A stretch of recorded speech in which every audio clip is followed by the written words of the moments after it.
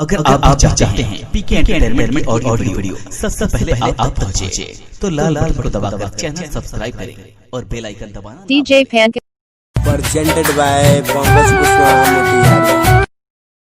Kalika Movies Recording Studio Pakri Dayal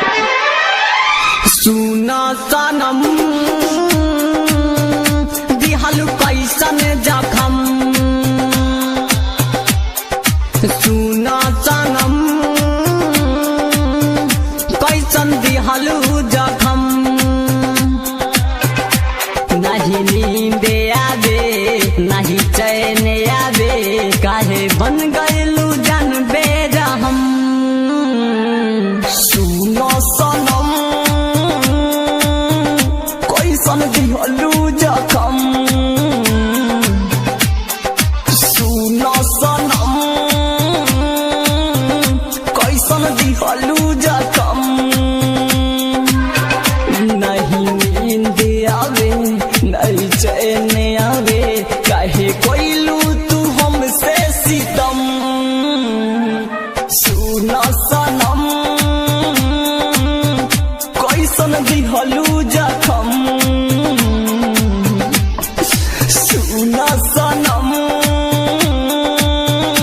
कैसन दिहलु जखम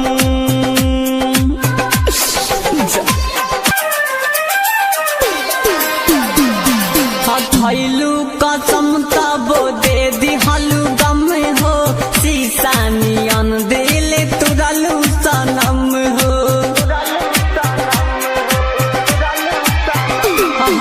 खैलू कसम तब दे दिहलु गम हो सीसानियन दिल तुरलू सनम हो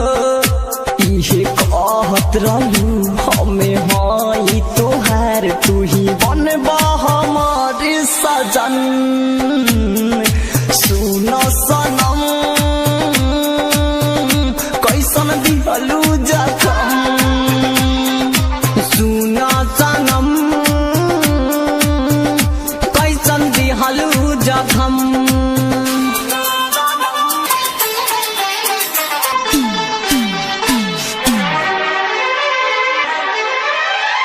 फुलवा गुलाब बन के हमनी के खिलल तब जाने जाके दोसरा बगिया में फूलल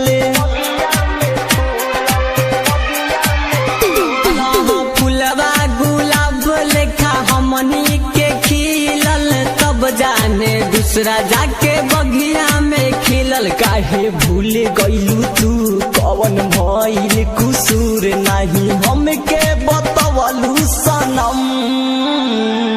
सुनो सनम कैसन दिहलु जखम सुनो सनम कैसन दिहलु जखम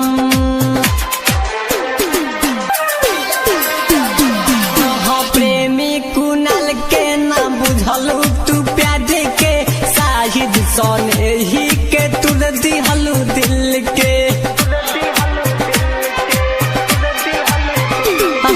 प्रेमी कुनाल के ना बुझलू तू प्यार के शाहिद सोने ही के तुर दिहलु दिल के राइटर रंजय मुना धीरज हारे गए प्यारे हमारा सनम ना मिलल